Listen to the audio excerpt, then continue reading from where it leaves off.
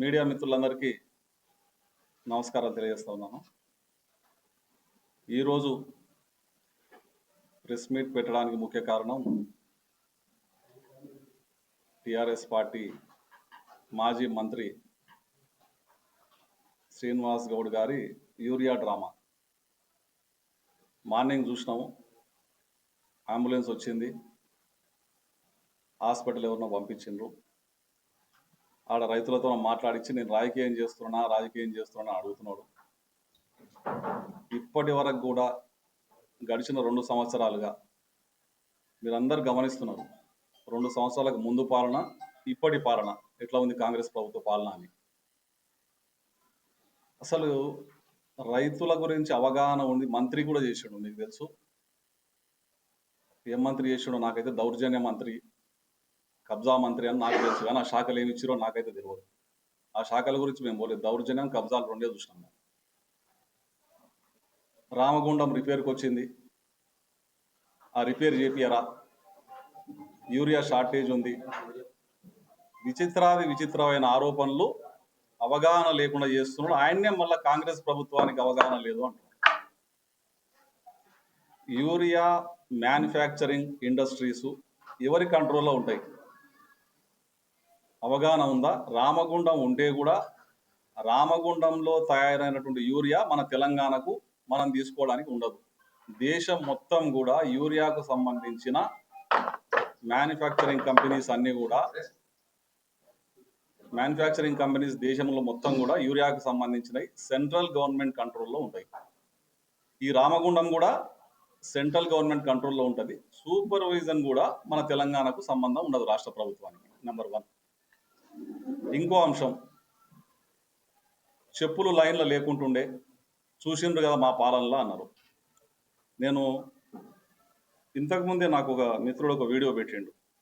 ఎంత విచిత్రమైన మాటలు అంటే, ఆయన చెప్పేటివి, లైన్లో చెప్పులు లేకుంటుండే, మేము చేయలేకపోతుంటే మాకు ఇది జరగలేదు అని వ్యవసాయానికి మీరు కొద్దిగా దర్శకుడికి అడుగడుగున జూమ్ చేసుకోవాలి.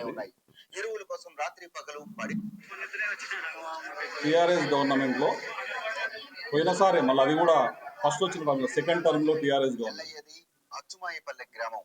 ఈ గ్రామానికి చెందిన రైతులు అనేక మంది యూరియా కోసం 3 రోజులుగా క్యూ లైన్ లో నిల్చొని ఉన్నారు. తమతో పాటు క్యూ లైన్ లో ఉన్న ఎల్లయ్య హఠాత్తుగా మరణించడంపై రైతులు తీవ్ర ఆవేదన చెందుతున్నారు. యూరియా కోసం రోజుల తరబడి లైన్ లో నిల్చోవటం వల్లే ఎల్లయ్య మృతి చెందాడని రైతులు అంటున్నారు. ప్రభుత్వం ఇప్పటికైనా స్పందించి యూరియా సరఫరాపై చర్యలు తీసుకోవాలని ఎల్లయ్య బంధువులు కోరుతున్నారు. 3 రోజుల నుంచి అలసిపోయి తల తిరగడం వల్ల కింద పడిపోయి మరణించడం జరిగింది. అసలైన రైతు అతనికి టిఆర్ఎస్ గవర్నమెంట్ లో ఉన్నప్పుడు గవర్నమెంట్ బంగారు తెలంగాణ ఏం కన్నా వస్తుంది, బంగారం చూపిస్తారు ఎదుర్చి మోడల్ ఏ లీడర్ ఏం పని చేస్తుడువా, కేసీఆర్ ఏం చేస్తుడు విన్నారు కదా. అంటే ఈ వీడియో మీకు షేర్ చేస్తా. అంటే అసలైన రైతులు చనిపోయినటువంటి వీడియోకు సంబంధించిన అంశం. వాళ్ళ గవర్నమెంట్ లో, టిఆర్ఎస్ గవర్నమెంట్ లో బంగారు తెలంగాణ అన్నారు కదా, కేసీఆర్ ఏం చేస్తున్నాడు, రైతులు హఠాన్మరణం చెందిన లైన్ లో ఉండే అని చెప్తారు. మా దగ్గర లైన్లే లేకుండే, మా దగ్గర క్యూలే లేకుండే, మేము ఇళ్ళ కాడికి మా బండ్లు పెట్టి పంపించినాం చెప్పడానికన్నా సోషల్ మీడియా ఉంది, మీడియా ఉంది, మొత్తం రికార్డెడ్ ఉంటుంది. వీడియోస్ అన్ని కూడా దీంట్లో నిక్షిప్తమై ఉంటాయి. మాట్లాడేటప్పుడు ఒక మంత్రి పని చేసినావు, ఒకసారి ఎమ్మెల్యే చేసినావు, 10 సంవత్సరాలు ప్రభుత్వంలో ఉన్నావు, అవగాహనతో మాట్లాడాలి కదా. అడ్డగోలిగా నోటికి ఏదొస్తే అది మాట్లాడితే ఎట్లా? రైతులు చచ్చిపోయింది అప్పుడు, ఉదయము ఒకరిని ఆయన హాస్పిటల్లో జాయిన్ చేసిన అని చెప్పిండు. సంతోషం, ప్రతి దానికి కూడా విత్ ఎవిడెన్స్ తెప్పించుకొని మాట్లాడుతూ ఉన్నాం. అంజనేయులు సన్నా భీమయ్య, క్యాస్ట్ పిచ్చగుంట్ల, విలేజ్ కాకర్లపాడు, ఆయన రిక్షా కార్మికుడు, హాస్పిటల్లో ఉన్నాడు. మనం అందరం పోదాం, ఇప్పుడు మీడియా సమక్షంలో మాట్లాడదాం. రిక్షా కార్మికుడు, ఆ రిక్షా ఓనర్ కూడా నజీర్ హుసేన్ అని చెప్పి రిక్షా ఓనర్ కూడా, ఆయన రిక్షా గుత్తకిచ్చిన ఓనర్ కూడా ఉన్నాడు. ఆయన ట్రిప్పులు చేసుకుంటాడు రోజు. ఆయనకు ఫిట్స్ అనే రోగం ఉంది. ఆయన అనుకోకుండా ఫిట్స్ వచ్చి, అమావాస్య రోజు ఏదో ఫిట్స్ వస్తుందని కొంత ఇది ఉంది కదా సైంటిఫికల్ కూడా, ఫిట్స్ వచ్చి పడిపోతే అక్కడ ఉన్న రైతులు తీసుకుపోయి పక్కకు బండబెట్టిండ్రు. ఆయన రైతుగా క్రియేట్ చేసి రైతును పట్టుకోండి అని, రైతును కాపాడండి అని, రైతును పంపిస్తున్నా అని, నా అంబులెన్సులో అని, అసలు వీళ్ళు ఇంటికి వెళ్ళి దోషి పెడితే కూడా అట్లా మాట్లాడరేమో. నేను చేసిన నా అంబులెన్స్ నా నా నా నా నువ్వు 10 ఏళ్ల కింద వచ్చినప్పుడు నీ ఏం లేకుండే. ఇప్పుడు అంబులెన్సులు లీవే అయినాయి, ఫామ్ హౌస్లు లీవే అయినాయి, రైతులు రిక్షా కార్మికులు రైతులైనారు. అసలైన రైతులు మరణించింది టీఆర్ఎస్ ప్రభుత్వంలో. రామగుండం అనేది సెంట్రల్ గవర్నమెంట్ మొత్తం చూసుకుంటుంది, దానికి సంబంధించిన అంశం స్టేట్ పరిధిలోకి రాదని కూడా ఆయనకు తెలియాలి, అది కూడా తెలియదు. దాని గురించి కూడా మాట్లాడను. మొత్తం మన దేశానికి దాదాపుగా మన తెలంగాణ ప్రభుత్వం 10 లక్షల పైచిలకు మెట్రిక్ టన్నులు కావాలని చెప్పి కేంద్ర ప్రభుత్వాన్ని కోరడం జరిగింది. దాంట్లో భాగంగా దాదాపు 4 నుంచి 5 లక్షల మెట్రిక్ టన్నులు కేంద్ర ప్రభుత్వం పంపించడం జరిగింది ఇప్పటికే. రైల్వే రేక్స్ అంటే పంపించడానికి, రైతులందరూ కూడా వినాలి ఈ మెసేజ్, పంపించడానికి అంటే రైల్వే గూడ్స్ అనుకోండి మీరు, ఆ రైతులు పంపించడానికి ఉపయోగపడే గూడ్స్ కూడా మొత్తం ఫ్లడ్స్ వచ్చినాయి వేరే దగ్గర.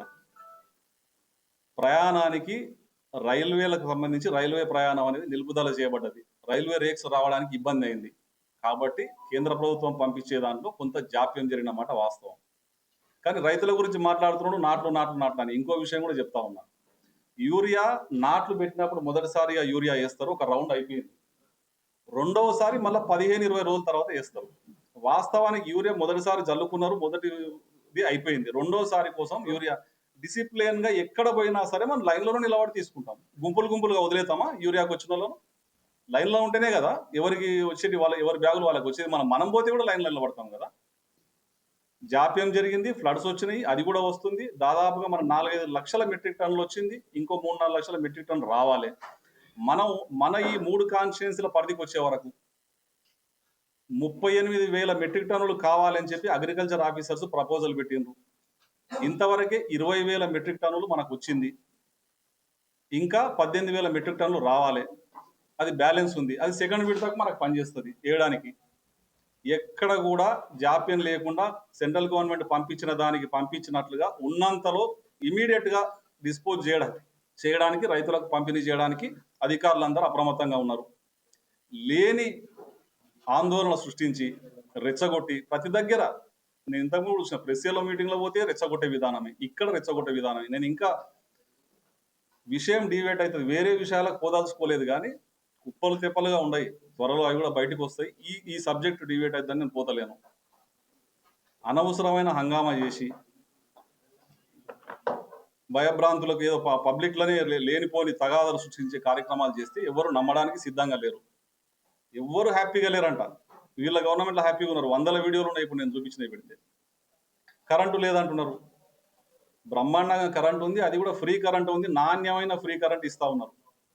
నోటికి ఎంత వస్తే అంత మాట్లాడితే అదే రైతులు, అదే కార్మికులు, అదే లబ్ధిదారులు నీకు బుద్ధి చెప్తారు. మళ్ళీ కూడా ఒకసారి బుద్ధి చెప్పిండ్రు ఆల్రెడీ. నీ యొక్క ఆనవాళ్ళు ఈడ లేకుండా తుడిచిపెట్టేయబడతాయి ఫ్యూచర్లో కూడా. నీ యొక్క పిచ్చి చేష్టలు ఇప్పటికి కూడా మానుకోకపోతే. చాలా మంది అనుకుంటున్నారు అరే చేసినాయన్ని ఎక్కడ పోయినాయి, అన్ని బయటకు వచ్చేది ఉంది, కానీ ఇది సందర్భం కాదు. వేరే సందర్భంలో త్వరలో ఇంకా పాపాల పుట్ట ఏముందో మీకు ప్రెస్ మీట్ పెట్టి పూర్తిగా వివరిస్తాం. వాళ్ళందరూ కూడా వాళ్ళు చేసిన పాపాల పుట్టల వాళ్ళు కమ్మివేయబడతారు, కనిపించరు, ఆనవాళ్ళే ఉండవు. ఇక్కడ వాస్తవాలు మాట్లాడుతూ ఉన్నాను. ప్రజాపాలనలో ప్రజలు సంతోషంగా ఉన్నారు. ఇక్కడ ఉన్న ఎమ్మెల్యే గారు కూడా పార్టీలకు అతీతంగా అందరికి అన్ని రకాల పనులు చేసుకుంటూ ఆయన కూడా అందరినీ నియోజకవర్గాన్ని మొత్తాన్ని ఒక్క తీరుగా చూస్తున్నాడు. ఏ పార్టీ, నేను అదే చెప్తా ఉన్నాను, వచ్చిన రైతులు కూడా మొదటి విడతగా రైతులందరూ కూడా యూరియా యూజ్ చేసుకోవడం జరిగింది. రెండో విడత కోసం ముందే ప్రయత్నాలు చేస్తున్నారు. మనకు 38,000 మెట్రిక్ టన్నులు వస్తే మనకు సరిపోతుంది, కానీ అట్లా చేయాల్సిన అవసరం లేదు. ఇంకా 15 రోజుల టైం ఉంది, 15 రోజుల్లో అన్ని లోడ్లు అందరికి సరిపోతాయని చెప్పి రైతులకు విజ్ఞప్తి చేస్తా ఉన్నామని చెప్తా ఉన్నాం. మిత్రులందరికీ కూడా నమస్కారం. ఈరోజు ఉదయాన్నే మార్నింగ్ యూరియా విషయంలో శ్రీనివాస్ గౌడ్ గారు ఏదైతే రైతులు ఇబ్బందులు పడుతూ ఉన్నారు, రైతులకు ఇబ్బంది పెట్టే విధంగా ఈ ప్రభుత్వం చేస్తుందని కూడా చెప్తున్నాడు. గత ప్రభుత్వంలో ఉన్నప్పుడు రైతులకు ఇబ్బంది పెట్టిన విషయాన్ని ప్రూఫ్తో సహా వీడియో చూపించడం జరిగింది. రైతులు ఎవరైతే ఈరోజు ఏదైనా ఒక సమస్యను ఆయన ఎక్కడ పోతే ఏ సమస్య దొరుకుతుందని పొద్దుగాల లేచి రాత్రి వరకు వెతుక్కుంటూ తిరుగుతున్నాడు.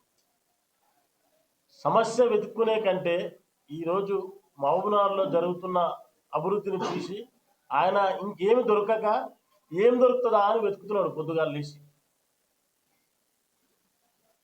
క్లియర్గా కనిపిస్తుంది ఆయన రైతు కాదు, ఆయన రిక్షా కార్మికుడు. ఆయనకు నిజంగా కూడా ఒక మూర్ఛ అంటే ఫిట్స్ వస్తాయి, ఆయనకు ఒక చిన్న ఆయనకు అంటే రెగ్యులర్గా ఆయనకు ఫిట్స్ వస్తాయనేది కూడా ఆ డాక్టర్ దగ్గరికి వెళ్తే ఆయన చెప్పిండు. ఆంజనేయులు, పిచ్చగుంట్ల ఆంజనేయులు ఆయన పేరు. ఆయన వచ్చింది అసలు యూరియా కానే కాదు, ఆయన వేరే పని మీద ఆయన ఆరోగ్యం చూపించుకోవడానికి హాస్పిటల్ చూపించుకోవడానికి వస్తే అక్కడ ఆయనకు ఫిట్స్ వస్తే దాన్ని కూడా రైతు అని చెప్పి ఏదో ఒకటి దొరికించుకొని పబ్లిక్ను వీళ్ళు నమ్మే విధంగా ఆయన అంతా క్రియేటివిటీ చేసి అంబులెన్స్ తెప్పించి అక్కడే ఉండి ఆయన షిఫ్ట్ చేసి పంపించినట్టుగా చేస్తూ ఉన్నారు. ఒకే ఒకటి, ప్రజలు నిజంగా కూడా అన్ని విషయాల మీద నీపైతే పూర్తి అవగాహన కలిగిన ప్రజలంటే మహబూబ్నగర్ నియోజకవర్గ ప్రజలు. మహబూబ్నగర్ నియోజకవర్గంలో 10 సంవత్సరాలుగా నువ్వు ఎమ్మెల్యేగా మంత్రిగా ఉన్నప్పుడు నువ్వు పనులు చేస్తుంటే ఏ పనైనా అభివృద్ధి పని కానీ ఇంకేదైనా పని చేస్తుంటే కూడా నాకు గతంలో ఎమ్మెల్యేగా గెలిచిన తర్వాత మళ్ళీ ఓడిన తర్వాత ఎన్ఎం శ్రీనివాసరెడ్డి గారు 10 సంవత్సరాలు మీ వైపు మళ్ళీ చూడలేదు. మహబూబ్నగర్ ప్రజలు ఏదో కొంత నన్ను విస్మరించి నన్ను ఏదో ఉద్దేశంలో నన్ను వాళ్ళు ఇచ్చేసారు కాబట్టి నేను అనవసరంగా కలగజేసుకొని అక్కడ ఉన్న అభివృద్ధిని అడ్డుకోవడము, ప్రతి విషయంలో కూడా ఇన్వాల్వ్ కావడం తప్పని చెప్పి వాళ్ళు అర్థం చేసుకొని ఎవరిని కూడా అనవసరంగా ఎక్కడ కూడా ఏం మాట్లాడకుండా వాళ్ళను అపోజ్ చేయకుండా వ్యతిరేకించకుండా కామ్గా మహబూబ్నగర్ ప్రజలకు అభివృద్ధి చేసినా సరే ఇంకే పైన చేసినా సరే దాని విషయంలో అడ్డు జరగకుండా ఆయన ఉన్నాడు.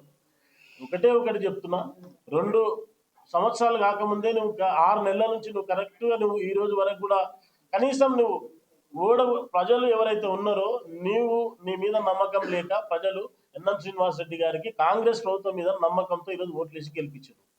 ఆ ఓట్లేసి గెలిపించిన దానికి నువ్వు ఏం చేయాలి, కొన్ని రోజులు రెస్ట్ తీసుకొని అరే ఎందుకు నేనేం తప్పు చేసినా, నాలో లోపం ఎక్కడుంది, నేనేం తప్పు చేసినా కాబట్టి ప్రజలు నన్ను ఓడించారు, దాన్ని నువ్వు ఫస్ట్ దానిపైన దృష్టి పెట్టు.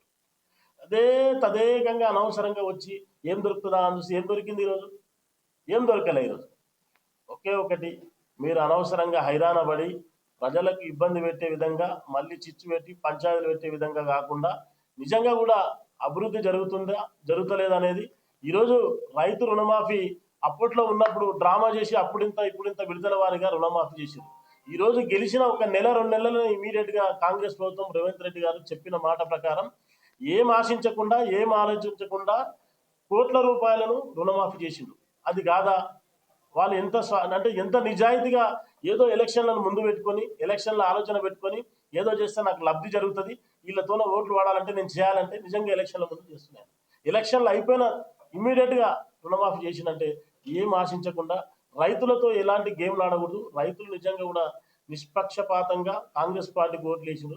రైతులతో డ్రామాలు ఆడిన వాడు కూడా ఎవ్వడు కూడా ముందుకు రాలేదని రైతుల దగ్గర డ్రామాలు ఆడకుండా నిజంగా కూడా వారికి ఈరోజు రైతు భరోసా కానీ రైతులు అన్నీ కూడా రైతుల విషయంలో ఈరోజు రైతుల విషయంలో కాదు ప్రతి విషయంలో కూడా నిజాయితీగా కాంగ్రెస్ ప్రభుత్వం ఈరోజు పనిచేస్తూ ఉంది. ఒకే ఒకటి, శ్రీనివాస్ గౌడ్ గారు మీరు ఒక్కటే గుర్తించండి, మహబూబ్నగర్ ప్రజలు మిమ్మల్ని విశ్వసించరు. ఇంకోటి, మీరు నిజంగా కూడా మీరు మహబూబ్నగర్ మీద అభిమానం ఉంటే అనవసరంగా ప్రతి దాంట్లో ఇన్వాల్వ్మెంట్ కాకుండా మీరు మహబూబ్నగర్ ప్రజలు నిన్ను మళ్ళీ నమ్మే విధంగా ఉండాలంటే మీరు నిజంగా ఒక మంచి పనికి పూనుకోండి. లేని దాన్ని తీసుకొచ్చి ఏదో ఉన్న దాంట్లో ఉప్పురా చేసినట్టుగా చేయకుండా మీరు ఉండాలని కూడా మేము కోరుతా ఉన్నాం. ఇంకొకటి, ఈరోజు యూరియా విషయంలో జరిగింది ఏదైతే ఉందో ప్రజలకు అంటే రైతులకు యూరియా సఫిషియెంట్గా దొరుకుతూ ఉంది. వాస్తవం చెప్పాలంటే వాళ్ళు మళ్ళీ దొరకదా అనే ఉద్దేశంతోనో మళ్ళీ మాకు దొరుకుతా లేని ఆలోచనతోనో వాళ్ళు కొంచెం తీసుకున్న మళ్ళీ ఎక్కువ కొంచెం తీసుకోవాలి అనే ఉద్దేశంతో కూడా వాళ్ళు కొంచెం తీసుకొని స్టాక్ ఏదో పెట్టుకుందాం అనే ఉద్దేశంతో కూడా కొంత జరుగుతూ ఉంది.